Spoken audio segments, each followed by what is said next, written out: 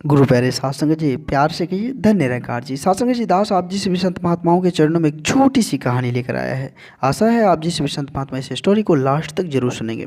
साध संगत जी, बात एक राजा की है। राजा बहुत ही अच्छे विचार से थे, बहुत ही नेकदिल इंसान थे। वो समय समय पर प्रजा की हालचाल पूछने के लिए गाँव भी जाया करते थे।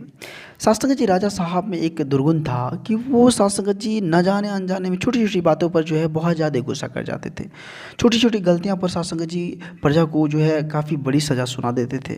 इससे जो है प्रजा भी काफ़ी परेशान, प्रजा भी साध संगत जी राजा से काफ़ी दुखी रहता था कि राजा साहब के अंदर ये गुस्सा कब ख़त्म हो जाए। साध संगत जी, राजा साहब का एक क्लोजली आदमी, बहुत ही नज़दीकी आदमी जिसे बहुत ज़्यादा प्रेम करता था, राजा साहब अब आधा भार जो है उसी आदमी पे देते, उसका हितैषी था। साध संगत जी, एक दिन उसको साथ लेकर राजा साहब जो है वो वन की ओर गए शिकार करने के लिए। शिकार करने गए साध संगत जी, और सैनिक सभी साथ थे। जैसे ही साध संगत जी वन जंगल गए, जंगल में जो है बहुत दूर आगे जब बढ़ा तो साध संगत जी राजा साहब कोई शिकार नहीं दिख रहा था। जैसे ही कोई शिकार दिखा साध संगत जी, तो राजा साहब तलवार निकाले। जैसे ही तलवार निकाले, राजा साहब का एक उंगली जो है साध संगत जी हाथ का वो कट गया। अब उंगली कटने से राजा साहब काफ़ी ज़्यादा परेशान हो गए। जंगल है, जंगल में तो कोई उपचार भी नहीं। अब तो साध संगत जी वो बहुत ज़्यादा उसका ब्लड निकल रहा था उंगली से। अब करे तो करे क्या, बोल रहे थे कि जाओ जल्दी वैद्य को बुलाओ, वैद्य को बुलाकर जो है इसका उपचार करवाओ।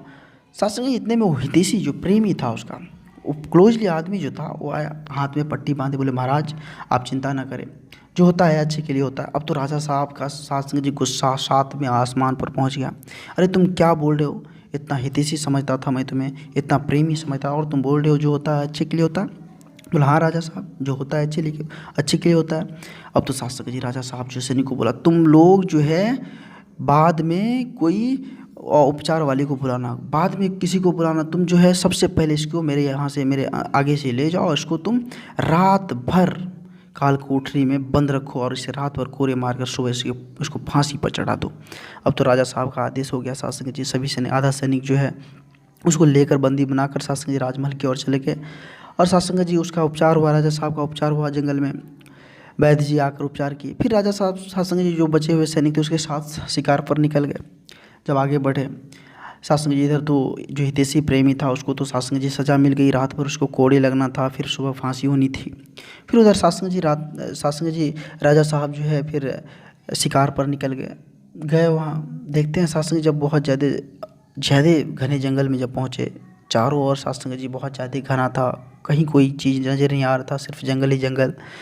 तो साथ संग जी जंगल के अंदर एक तूफान आती है, बहुत ज़ोरदार तूफान आती है। जिससे होता क्या है, साथ संग जी जो सैनिक थे राजा साहब के साथ, वो भी साथ संग जी भटक जाते हैं। सैनिक भी भटक गए, अब राजा साहब भी अकेले।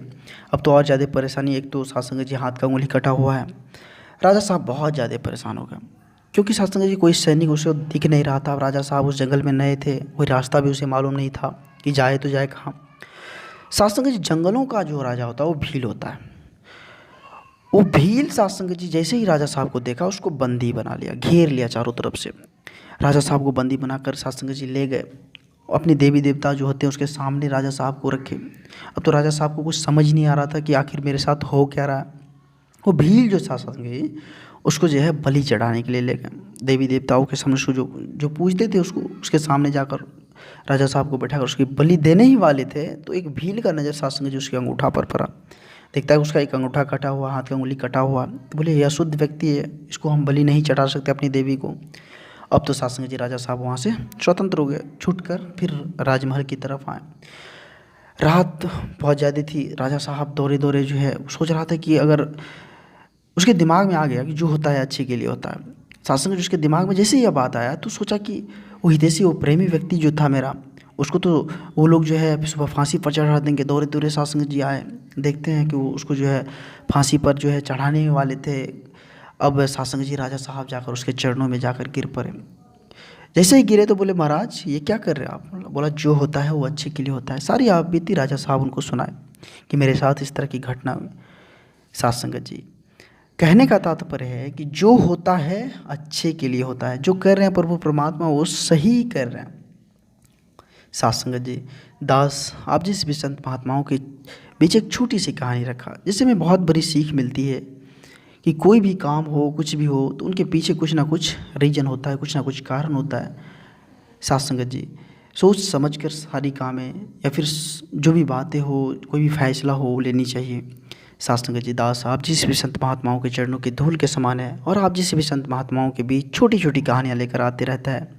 आप जिस भी संत महात्माओं का काफ़ी लाड़ प्यार दास को मिल रहा है। आशा है आगे इस तरह का लाड़ प्यार और मिलता रहे।